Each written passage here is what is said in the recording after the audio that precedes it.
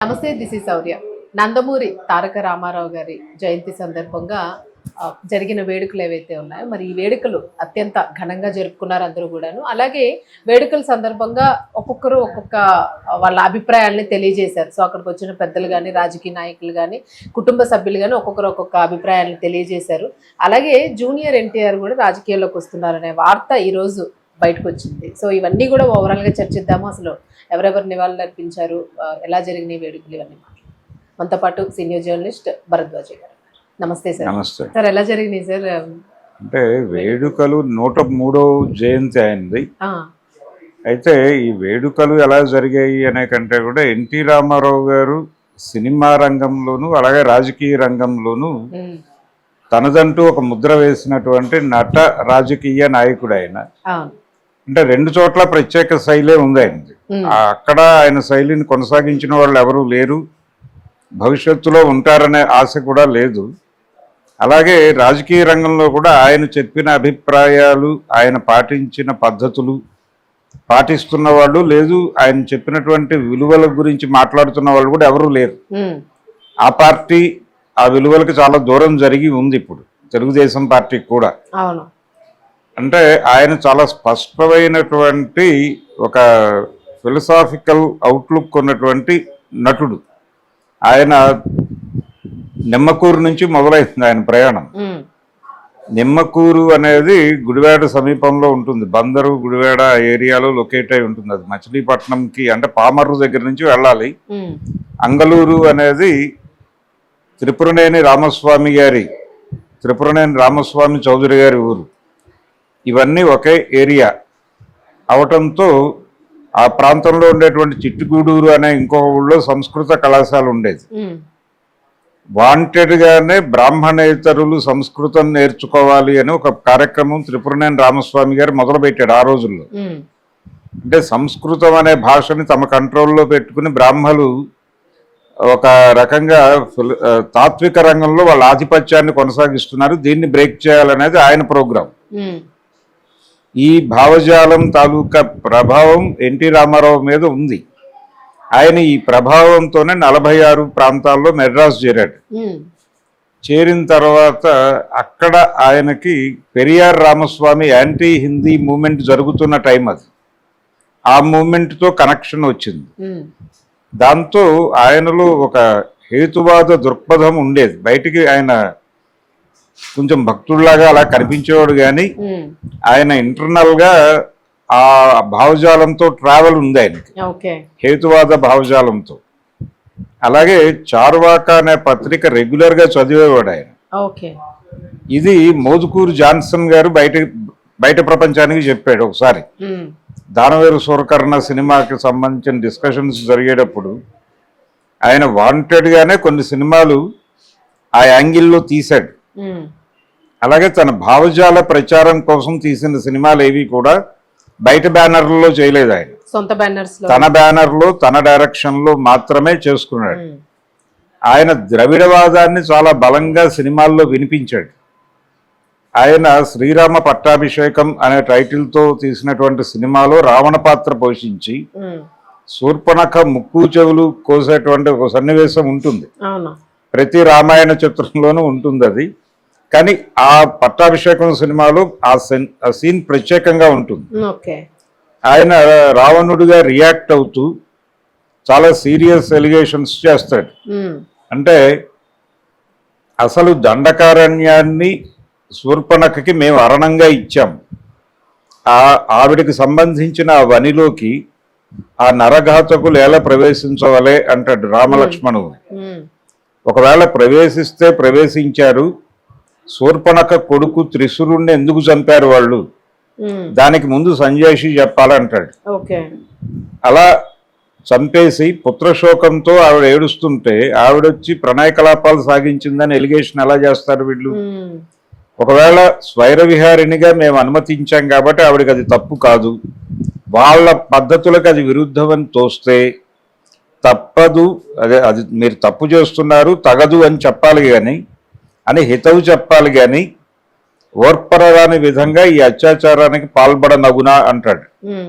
అని ఇది ఆ మునిమృత్యుల ప్రేరణతో మా ద్రవిడ జాతి మీద దాడి చేయటానికి పూనుకున్నాడా రాముడు, అందుకోసమే వచ్చాడా అడవులకి?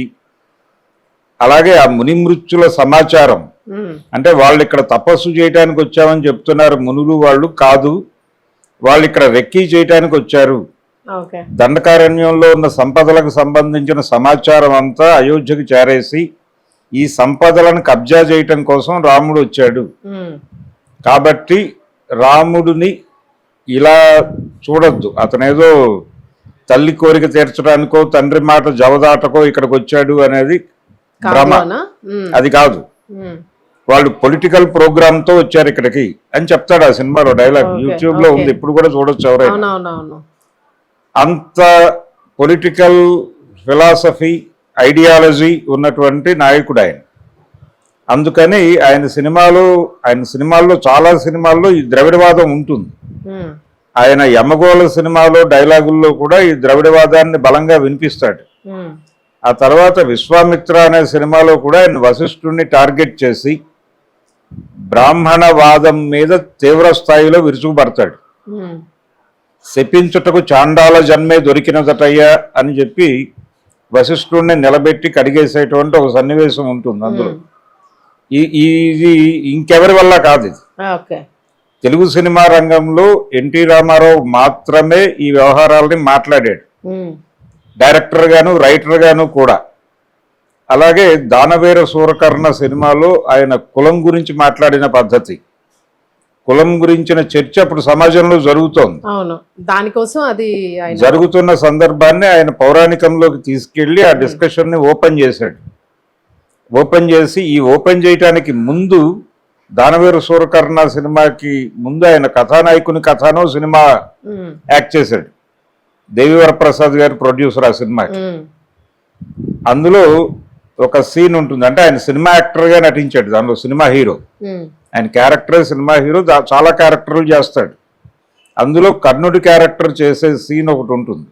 కుంతీదేవి వచ్చి నేనే నీ తల్లిని కాబట్టి నువ్వు పాండవుల్ని చంపొద్దు, వాళ్ళు నీ తమ్ముళ్ళు అవుతారు అని కర్ణుడి జన్మ వృత్తాంతాన్ని కర్ణుడికి చెప్పే సీన్ అది. అది ఎన్టీఆర్ యాక్ట్ చేస్తున్నప్పుడు దానికి మోదుకూరి జాన్సన్ గారు డైలాగులు రాశాడు ఆ సినిమాకి. ఆయన ఒక ఆర్గ్యుమెంట్ కర్ణుడితో మాట్లాడిస్తాడు. ప్రతిభ అనే పేరుతో ఎంతమంది ప్రతిభ కలిగిన వారి జీవితాలని కాలరాస్తున్నారో తెలుసా మీరు అని కుంతిని అడుగుతాడు ఆయన.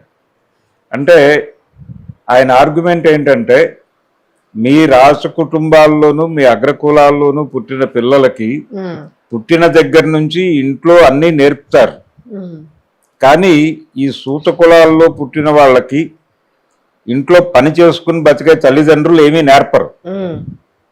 వాళ్ళకి నేరుగా గురువు దగ్గరకు వచ్చినప్పుడే విద్య అలవడుతుంది, కానీ గురువు దగ్గరకు వచ్చే నాటికే వాళ్ళు నైపుణ్యంతో వస్తారు.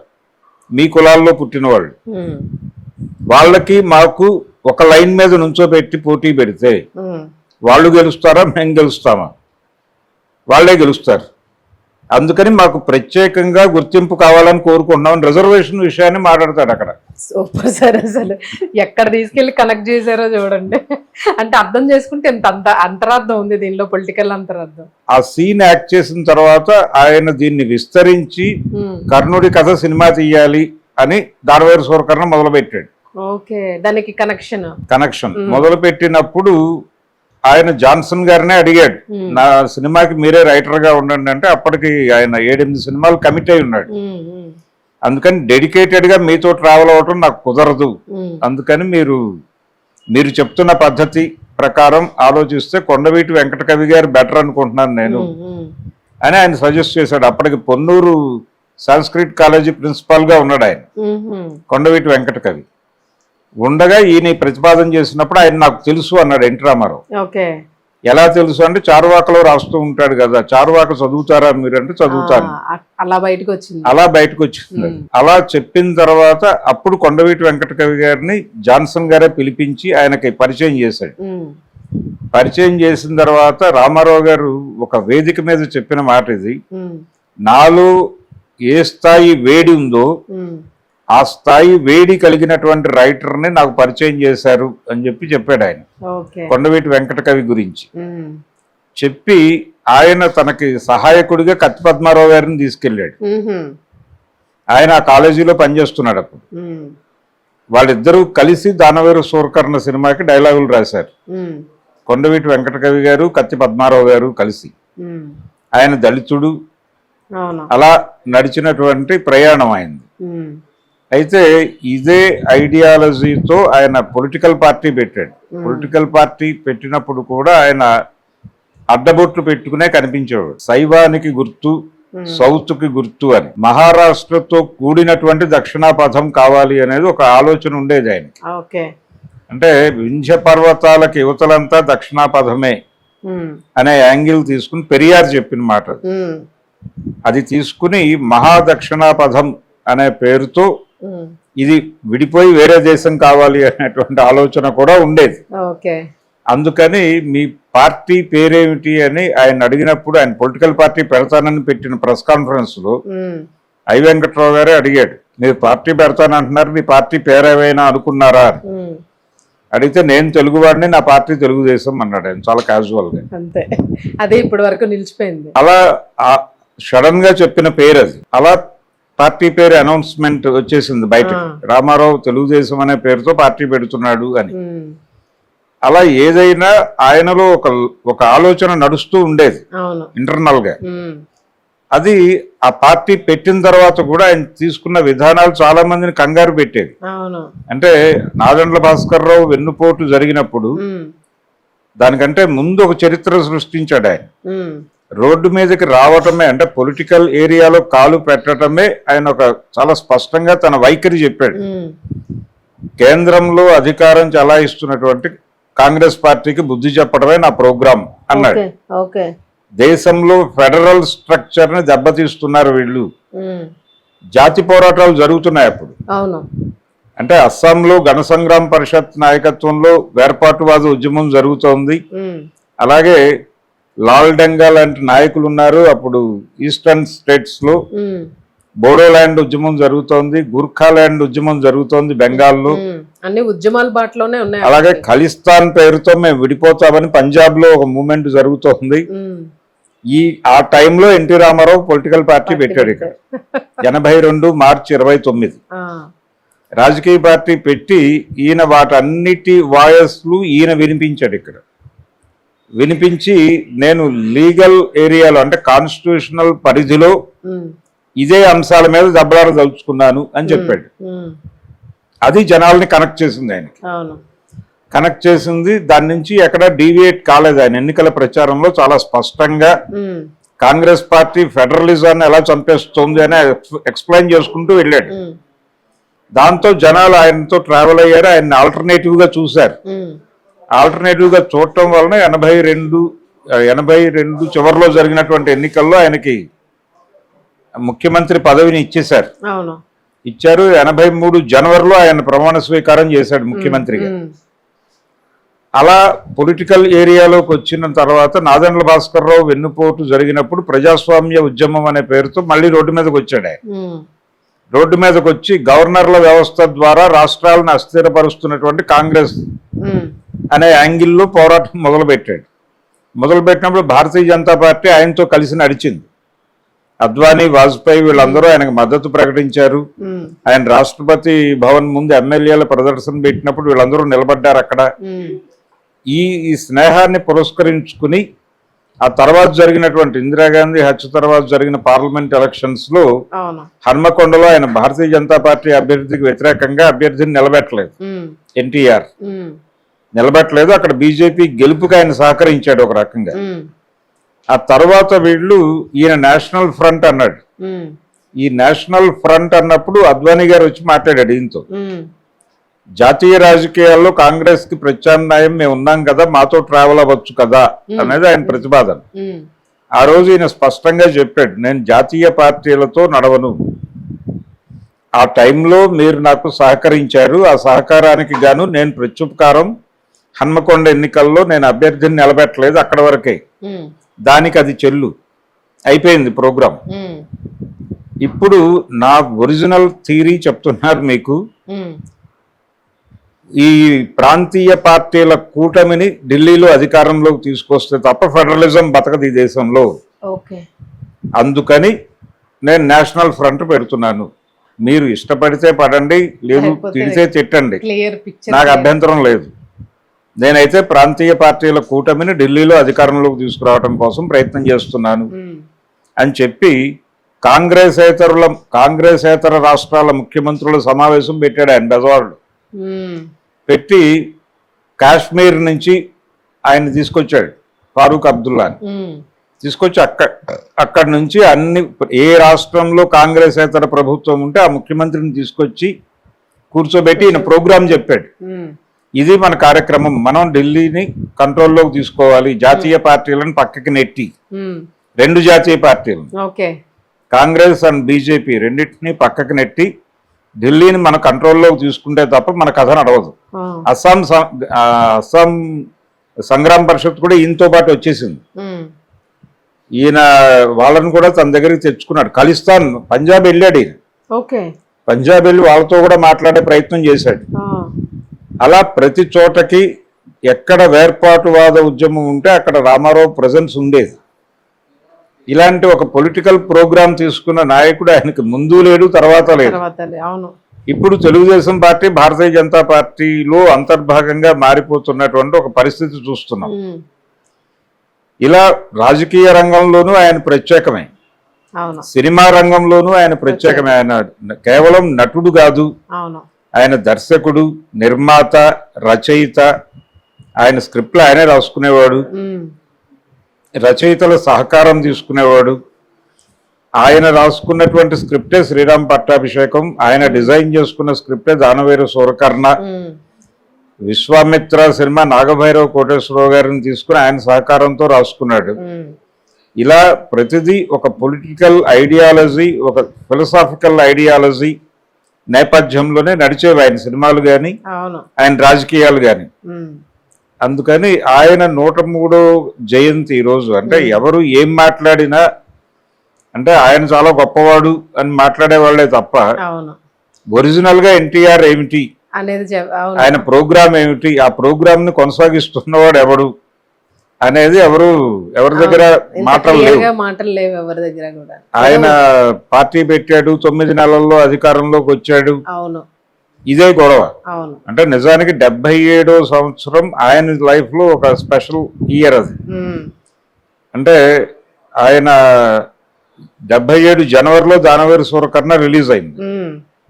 అది సెన్సేషనల్ హిట్ సినిమా. అదే సంవత్సరం ఏప్రిల్ నెలలో అడవి రాముడు రిలీజ్ అయింది. అది తెలుగు సినిమా స్టామినా అని ప్రపంచానికి చెప్పింది. 4 కోట్లు వసూలు చేసిన సినిమా అది. అప్పటికి బాలీవుడ్ లో షోలే లాంటి సినిమా 5 కోట్లు, అది జాతీయ మార్కెట్ లో 5 కోట్లు అంటే లోకల్ మార్కెట్ లో 4 కోట్లు వసూలు చేశారు. అందుకని అదొక స్పెషల్ సినిమా. దాని తర్వాత అదే సంవత్సరం అక్టోబర్ లో యమగోళ సినిమా రిలీజ్ అయింది. ఒకే సంవత్సరం 3 రజతోత్సవ సినిమాలు.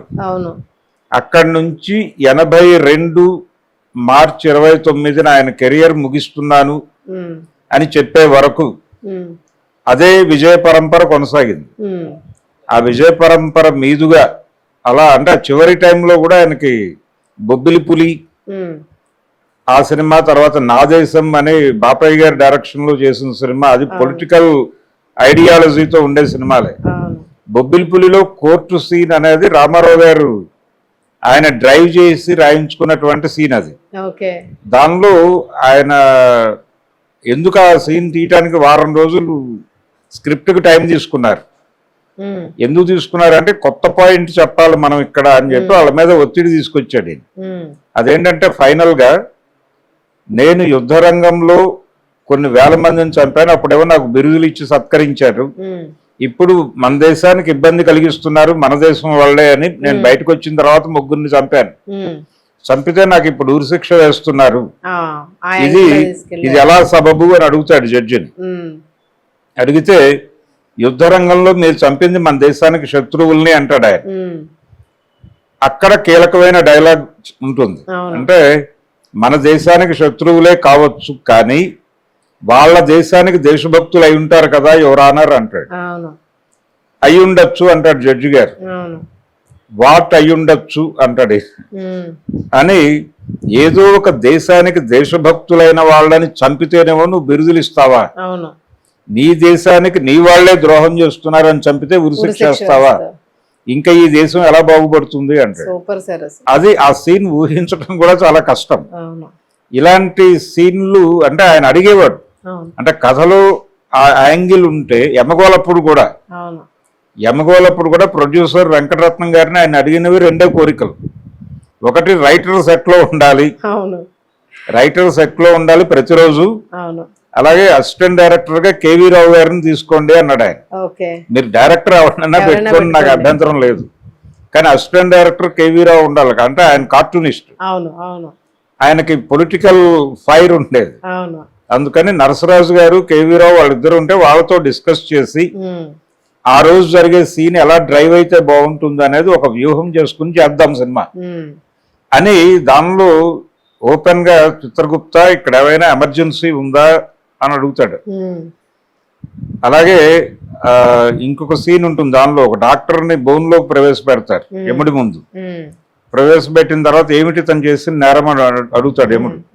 ఇతను పెళ్లి అయిన వాళ్ళకి కాని వాళ్ళకి కూడా బర్త్ కంట్రోల్ ఆపరేషన్లు చేశాడు ప్రభు అంటాడు ఆయన.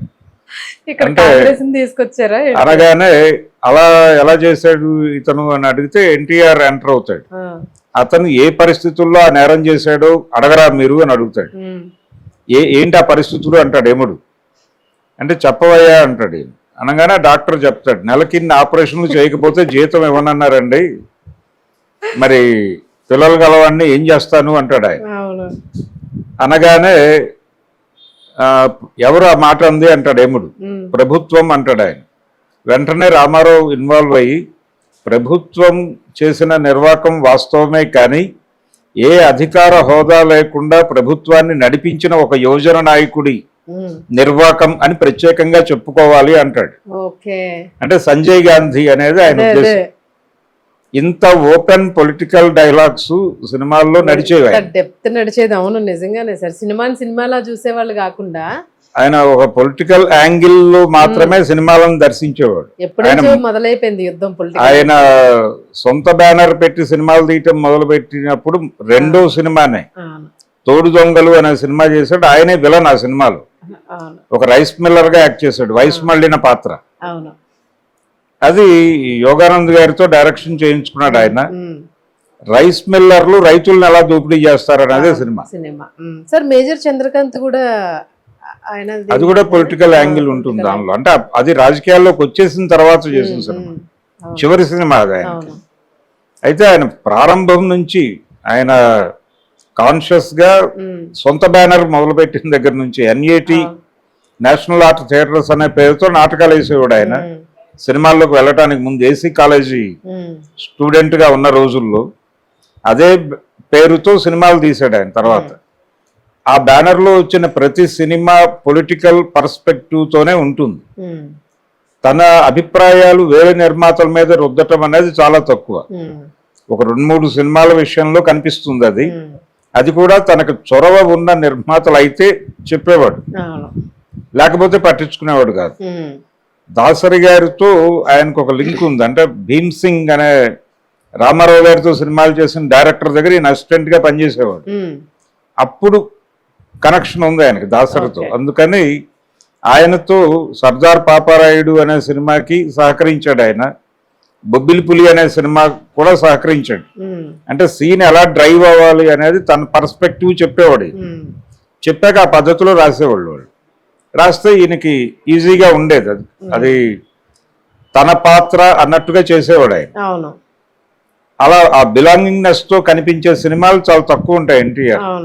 అడవి రాముళ్ళు చాలా మెకానికల్ గా ఉంటాడు ఎన్టీ రామారావు గారు. అది చాలా పెద్ద హిట్టే గానీ చాలా మెకానికల్ గా ఉంటాడు. యమగోళలో చాలా ఆహ్లాదకరంగా ఉంటాడు. అంటే ఆయనకి కనెక్ట్ అయిన సబ్జెక్ట్ అది. అలాగే కర్ణ సినిమా ఆయనకి కనెక్ట్ అయిన సబ్జెక్ట్ అది. సబ్జెక్ట్ కనెక్ట్ అయితే హీరోలో తేడా కనిపిస్తుంది. అది రామారావు గారు చాలా సినిమాల్లో కనిపిస్తుంది. ఆయనకి సబ్జెక్ట్ కనెక్ట్ అయిపోతే చెలరేగిపోతాడు. అలాంటి ఒక అరుదైన హీరో ఆయన. ఒక అరుదైన రాజకీయ నాయకుడు. అవును. ఈరోజు 103వ జయంతి. ఉమ్, నిజానికి ఎన్టీ రామారావు గారి రాజకీయ తాత్విక చింతన మీద ఒక పరిశోధన జరగవలసినటువంటి అవసరం అయితే ఉంది. సార్ చిన్న క్వశ్చన్ ఫైనల్ గాను, అంటే జనరల్ గా కొంచెం ఆయన పోలికలతో ఉండే మనిషి అన్నట్టు జూనియర్ ఎన్టీఆర్ అంటూ ఉంటారు. ఈ రోజు చాలా మంది కూడా అక్కడ నెక్స్ట్ సీఎం ఆయనే అనే జూనియర్ ఎన్టీఆర్ అంటూ అరుపులు కేకలు విన్నాం. సో ఎందుకు వచ్చిందంటారు? ఎవరు చేయించుంటారు? నిజంగానే ఫ్యాన్స్ గా కోరుకుంది అనుకోవచ్చు. అంటే ఎన్టీఆర్ పొలిటికల్ ఎంట్రీ గతంలో తెలుగుదేశం వేదిక మీద నుంచి ఆయన మాట్లాడాడు జూనియర్ ఎన్టీఆర్. అప్పుడు చంద్రబాబు నాయుడు గారు పిలిచి మాట్లాడించాడు ఆయనతో. అప్పటికింకా లోకేష్ ఎమర్జ్ కాలేదు. 2009 ఎన్నికల్లో ఎన్టీ రామారావు సేవలు వాడుకున్నాడు ఆయన. అయితే ఇప్పుడు పరిస్థితి వేరు. ఇప్పుడు లోకేష్ పొలిటికల్ గా ఎమర్జ్ అయ్యాడు. అతనికి పార్టీ పగ్గాలు అప్పచెప్పారు. అలాగే ప్రభుత్వ పగ్గాలు కూడా అప్పచెప్పే అవకాశం ఉందని బయట చర్చ జరుగుతోంది. అది జనవరి నుంచి మార్చి లోపు జరుగుతుంది వచ్చే సంవత్సరం అని కూడా ఒక టైం బౌండ్ ఫిక్స్ అయి ఉంది. చంద్రబాబు నాయుడు గారిని ఎన్డీఏ సేవల్లోకి తీసుకెళ్లిపోతోంది బీజేపీ అనే మాట కూడా వినిపిస్తోంది. అందులో భాగంగానే మొన్న 2 గంటలు నరేంద్ర మోడీ గారు ఆయనతో చర్చించాడు అనేది కూడా బయట వచ్చేసింది. కాబట్టి ఈ సందర్భంగా జూనియర్ ఎన్టీఆర్ లోపలికి తీసుకెడితే ఇంకో పవర్ సెంటర్ తయారవుతుంది, అది కరెక్ట్ కాదు అనే ఉద్దేశంతో వాంటెడ్ గానే అతను దూరం పెడుతున్నారు వాళ్ళు. మరి కొత్త పార్టీ పెడితేనో సార్ ఇన్ కేస్ పెట్టే అంటే నిజానికి ఆంధ్రప్రదేశ్ లో ఒక కొత్త పార్టీకి వాక్యూమ్ ఉంది. అక్కడ 3 ప్రాంతీయ పార్టీలు ఉన్నాయి. 3 ప్రాంతీయ పార్టీలు కూడా ఎన్డీఏతోనే ఉన్నాయి. అది వైసీపీ ఎన్డీఏలో ఫిజికల్ గా లేదు, కానీ వాళ్ళు ఎన్డీఏ పట్ల వినయంగానే ఉంటున్నారు. ఏ రోజున వాళ్ళు అటాచ్మెంట్ అయితే ఉంది. ఏ రోజున కూడా వాళ్ళు భారతీయ జనతా పార్టీ మీద స్ట్రైట్ విమర్శ చేయలేదు. నిన్న మొదటిసారి జగన్మోహన్ రెడ్డి ఈ స్పెషల్ ఇంటెన్సివ్ రివ్యూ సర్ అనే దాని గురించి నిన్న జరిగిన కార్యకర్తల సమావేశంలో మొదటిసారి గొంతు లేపి మాట్లాడాడు సూచనప్రాయంగా. అది ముందుకు వెడతాడా లేకపోతే అక్కడి నుంచి వెనక్కి వెళ్ళిపోతాడా అనేది తెలియదు. తెలుగుదేశం జనసేన 2 ఫిజికల్ గానే ఎన్డీఏ కాంపౌండ్ లో ఉన్నాయి. కాబట్టి యాంటీ ఎన్డీఏ స్టాండ్ తో ఒక ప్రాంతీయ పార్టీ ఎవరైనా పెడితే నిలబడడానికి జనాలు సిద్ధంగానే ఉన్నారు. ఒక నోన్ ఫేస్ కావాలి, అంటే జనాల్ని తన వైపు రాబట్టుకోగలిగినటువంటి ఓ చరిష్మాటిక్ ఫిగర్ కావాలి. నిజానికి ఒక ప్రాంతీయ పార్టీ పెట్టాలని 81 నుంచి ఒక ప్రయత్నం మొదలై నాదెండ్ల భాస్కర్ రావు ప్రయత్నం చేశాడు ఆ రోజుల్లో. అది వర్కౌట్ అవలా. రామారావు గారు ఎంట్రీ ఇచ్చిన తర్వాత అది ఆటోమేటిక్ గా పుంజుకుంది. జనాలను ఆయన రాబట్టుకోగలిగాడు, మాట్లాడగలిగాడు, వర్కౌట్ అయ్యింది అది. అందుకని ఒక చరిష్మాటిక్ ఫిగర్ ఉంటే కొంత